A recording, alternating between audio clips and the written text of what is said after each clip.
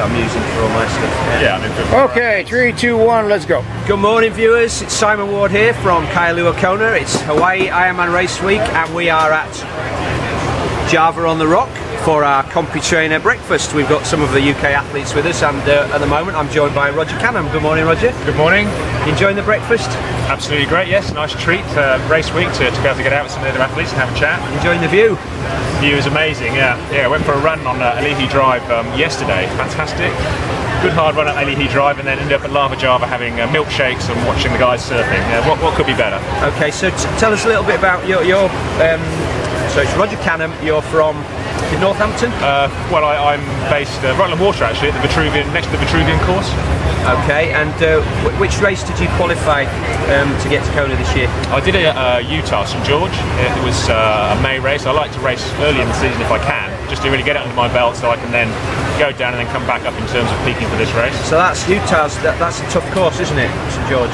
Yeah, I've got to say, it was one of the attractions was it was a tough course. You always like to test yourself on something out there that's sort of alleged to be a tough course, and in fact I wasn't disappointed. It was a super tough course and super tough conditions. Unlike Hawaii, just as hot, but actually a very dry heat, so in terms of hydration, a completely different problem. You're worrying about staying hydrated rather than not being able to get your sweat away. So you've been to Kona several times before. Which number visit is this? This is my 4th visit now in 4 years, so yeah, I'm absolutely thrilled to come back again and have another go. And you've been a CompuTrainer user for all of that time, if I'm not mistaken? Yeah, I think before I first came out here, I picked one up to really just help me through the winter sessions that I needed, really, because sometimes it's hard to get out when it's cold and it's wet and you've got a session to do. You can just step on a turbo that does all the power information that you want, and that's perfect. Okay, and in that time then, how much of a contribution would you say the CompuTrainer's made to not only having a strong bike, but having enough then left to have a good run afterwards? Yeah, it's been pretty key, really. So when you've got some important numbers to hit power-wise, I train with power on the road, but obviously then CompuTrainer indoors. So you've got that seamless power number to look at. So if you've got a big session with intervals that you need to hit, if you're inside on a CompuTrainer, there's nowhere to go. You've got to hit those numbers, and you can't kid yourself that you're freewheeling up or down a hill, or you're looking at some sort of normalised power number. The number's there on the screen, it doesn't lie, and you've actually got to hit that number, so it does hold you to it. And do you find that you can cut down the actual volume of training but still get the same quality or better quality? Yeah, very much so. You don't have those long leads where you think, well, I'm going to go to a hill and maybe do a session which may be 15, 20, 30 minutes away. You can do the 10-minute warm-up or whatever you want to do. You can get the work done. You can get off, get showered, and go and do what you need to do. So it is very time efficient. Okay, so tell me your favourite session, your favourite CompuTrainer session.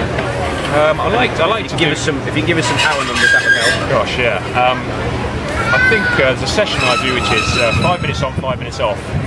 And literally just do 4, maybe 5 of those, but that's sort of maybe 15 to 20% above threshold. So for me, I've got quite a low FTP, it's probably around 300 watts, so I'll be doing those at maybe 330 watts, which takes you sort of beyond your sort of anaerobic limit. So it's pretty painful by the time you get to minute 4 and 5.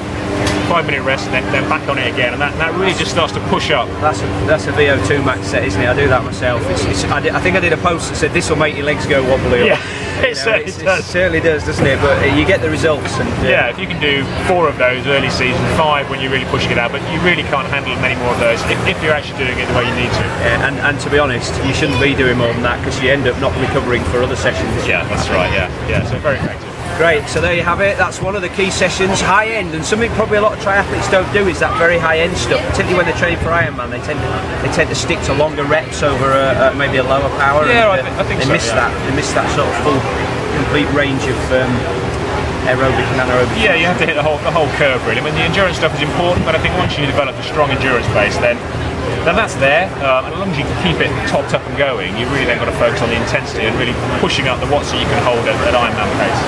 Great, well listen Roger, thanks very much for your time. Continue to enjoy the breakfast and the rest of your week in Hawaii, and have a great race on Saturday. Thanks very much. Thanks. Stay right there, let me